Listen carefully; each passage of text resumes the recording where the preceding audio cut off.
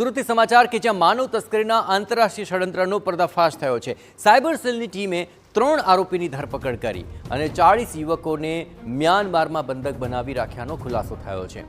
યુવકોને થાઇલેન્ડમાં નોકરીની લાલચ આપી આ કૌભાંડ આચર્યું હતું। સુરત સહિત અનેક રાજ્યોના 40 યુવાનોને મ્યાનમારમાં ગોંધી રાખવામાં આવ્યા। સુરત અને વડોદરાના 12 યુવકોને થાઇલેન્ડ મોકલાયા હતા। થાઇલેન્ડથી યુવાનોને નદી મારફતે બોર્ડર ક્રોસ કરાવતા હોવાનો આરોપ છે। બોર્ડર ક્રોસ કરાવી મ્યાનમાર અને કંબોડિયા દેશમાં મોકલતા હતા।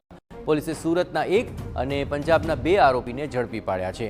મોબાઈલ અને વોટ્સએપ ચેટના આધારે કૌભાંડ બહાર આવ્યું હતું।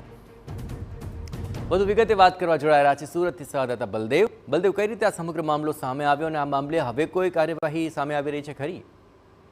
જે રીતે સુરત સાયબર ક્રાઇમને દ્વારા જે રીતે માહિતી મળી હતી અને તે આધારે 3 આરોપીની જે અલગ અલગ એક ગુજરાત અને 2 લોકો છે તે જે પંજાબની અંદરથી જે યુવકોની જે ધરપકડ કરી છે, જેની અંદર સાયબર સ્લેવરી આંતરરાષ્ટ્રીય રેકેટનો જે પર્દાફાશ કરવામાં આવ્યો છે। ઓનલાઈન છેતરપિંડી કાંડમાં આ જોતરાઓનું જે કૌભાંડ છે તે ઝડપવામાં આવ્યું છે। યુવકોને થાઇલેન્ડના કોમ્પ્યુટર વર્ક માટે જે નોકરી આપવાની લાલચ આપી અને થાઇલેન્ડની જગ્યાએ જે કઈ જગ્યાએ અલગ જગ્યા લઈ ગયા અને 40 લોકોને આ રીતે અલગ અલગ રીતે જે મોકલી અને તેમની સાથે જે ગોંધી રાખવામાં આવતા હોય છે અને તેમની પાસે જે રૂપિયા પડાવી લેવામાં આવતા હોવાની આખી જે ટીમ હતી તે આ જે રેકેટ ચલાવવામાં આવતું હતું। સુરત સાયબરની સેલની ટીમે 3 આરોપીની જે ધરપકડ કરી છે, જેના સુરતના આશીષ અને જે પંજાબના પ્રીત પકડાયો છે।